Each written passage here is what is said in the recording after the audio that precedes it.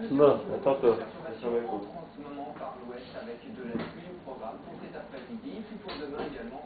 On va poursuivre sa traversée au cours des 2 jours à venir. En perdant son activité, on va regarder la situation du satellite. Ce front, on le voit très bien, il est entré par l'Atlantique assez rapidement, dans un flux sud-ouest comme vous le voyez, sous ces nuages. Il y a des pluies qui ont déjà abordé les côtes de l'ouest dans le courant de la matinée. Et puis à l'arrière, les éclaircies reviennent, entrecoupées de quelques ondées tout de même d'image radar, chargées avec l'arrivée de ces pluies continues qui sont un petit peu plus faibles dans la partie sud, comme vous le constatez. Le plus gros paquet s'étire actuellement du Pas-de-Calais jusqu'à la Touraine. Résultat, pour cet après-midi, ciel couvert en allant des Flandres jusqu'aux Pyrénées. À l'arrière, quelques éclaircies et des averses côtières avec du vent de secteur sud-ouest pour l'ensemble du littoral, jusqu'à 50 km à l'heure. Ciel voilé à la mer. Le soleil encore bien présent de l'Alsace jusqu'à la Corse. Et puis le marin apporte pas mal d'humidité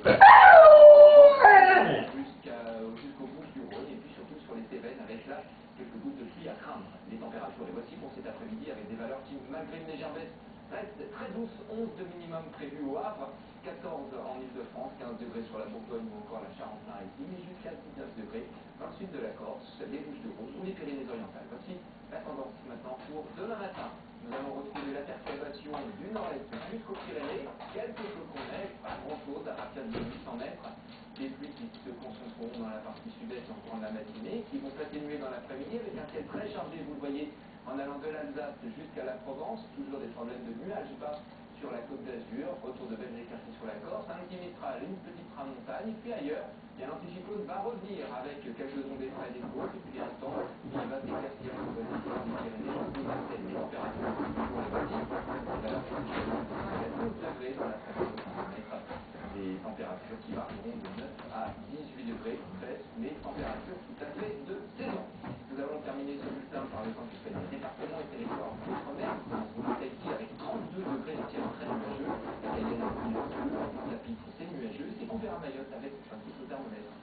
Dans un instant, le journal de 13h et Louis Buffet. À tout à l'heure.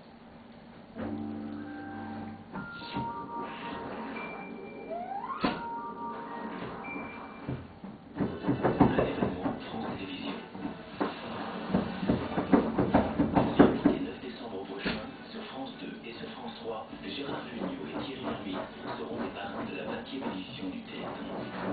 30 heures de direct, plus de 22 000 manifestations à travers toute la France. 2 grandes soirées au Trocadéro. Pour cet événement unique, France 2 et France 3 solidaires relèvent tous les défis de la générosité.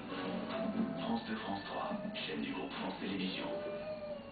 Ce soir sur France 2, L'étau se resserre de plus en plus chez les Letescu et il devient très dangereux de vivre au manoir. Meurtre, empoisonnement, chute, à qui le tour ce soir?